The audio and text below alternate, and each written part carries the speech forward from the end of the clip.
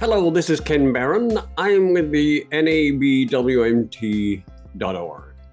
I've been away for a while working on our convention in Albuquerque next year, and I'd like to invite you to come. It's going to be a really great convention in a beautiful city with the stunning landscapes and really spectacular program. If you're interested, why visit NABWMT.org and find the convention page on the menu there. But today, defending democracy, young and old voters. That's my topic. And the question I'm asking is, should Republicans be worrying? Well, yes, because turnout amongst MAGA supporters may be less important than how many MAGA voters there are in the 2024 election, and in which states they are, of course, based on the Electoral College. Over 56% of self-identified MAGA voters are over the age of 65 as of 2020. By 2024, the proportion of MAGA voters are over 70 will be greater than 50%, and will put these voters in the likely category of voters leaving the electorate, dying ill, and maybe unable to vote. It may be the case that the absolute number and share of the electorate that are MAGA voters is diluted in 2024 by their own exit from the electorate and the entry of new and younger and non-MAGA voters. Let's hope that happens.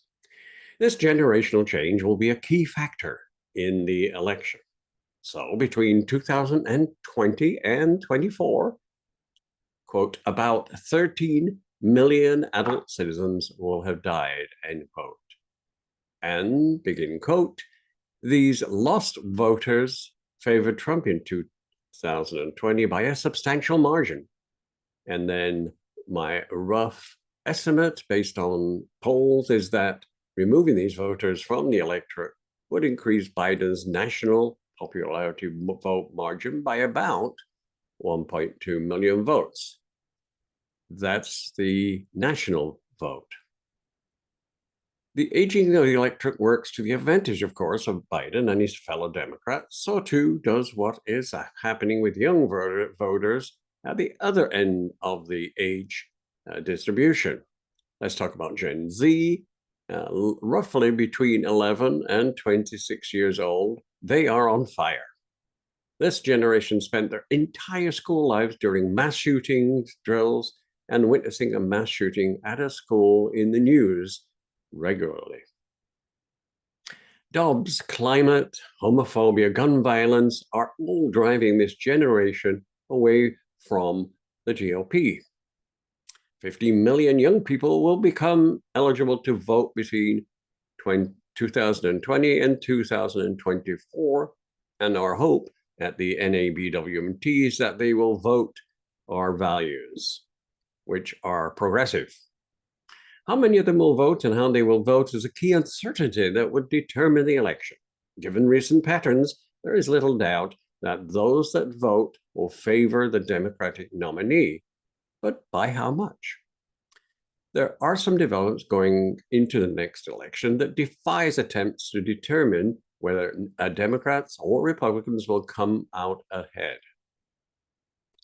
One of the most critical variables in the 2024 presidential election could be Cornel West's Green Party candidacy, swinging to the election to Donald Trump. Could that happen? He may be able to garner even 2 to 5%, and that could doom Biden and the country. But as a sidebar, will he be able to make enough money and get enough votes? It's hard to imagine. And where would those votes go?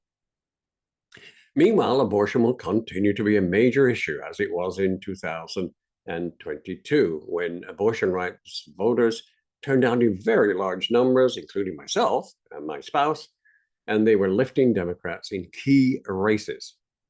The fact that red states moved more and more to extremes, including banning abortions for rape and incest, watching women bleed with untreated miscarriages, seeing doctors flee criminalizing going to another state will fire up suburban and young voters.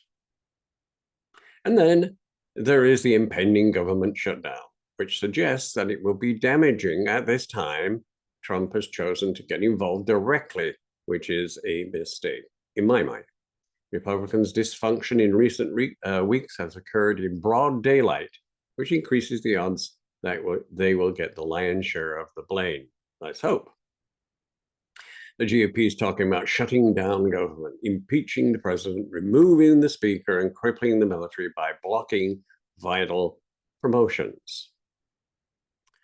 There is one issue that has been increasingly troubling for Democrats. Will the modest but significant shifts among Black and Hispanic voters towards the GOP continue? And will they increase? Republicans could make significant inroads with Latinos in the Southwest. They could change the dynamics in states like Arizona and Nevada. But the shifts to the Republican Party amongst minorities would need to outnumber the pandemic era arrival of left-leaning transplants from coastal urban cities. To that extent, the transplants have settled in their new homes. Can they solidify Democratic support? Interestingly, data shows how the pandemic drove urban professionals who were able to work remotely, disproportionately Democrats. They moved out of coast, progressive cities to seek more space or recreational amenities in the nation's suburbs and the Sun Belt. This moved liberals out of electoral districts where Democrats reliably won by large margins in many purple regions that had the potential to swing. Meanwhile, I think it is unlikely the media could inflict much more damage on Trump, given that the extensive coverage of the 91 felony counts against him does not seem to affect his favorability or unfavorable rating. However, more recently, of course, in Georgia, many of his supporters have pleaded guilty to charges of interference in the elections. Biden, in contrast, has much more to gain or lose from media coverage. Will it focus on his age? Yes, or his legislative and policy achievements? On inflation and consumer costs or economic growth and high unemployment rates? On questions about Biden's ability to complete a second term or the threats to democracy posed by the ascendant right wing of the Republican Party. This is an election about whether this country will preserve the rule of law in an independent justice system, whether women will be respected as an autonomous decision makers, whether this country will continue to hold free and fair elections. The GOP believes that white supremacy across all institutions needs to be protected, even at the cost of giving up on democracy. The National Association of Black and White Men Together decries this, since we are an anti-racism organization committing to fostering supportive environments where racial and cultural barriers can be overcome and the goal of humanity, equality, realized. Thank you for listening. Please be sure to vote locally and nationally, and come and hear more about saving democracy at our national convention in Albuquerque next year, July 2024. Thank you. Thank you so much for listening. We'll talk again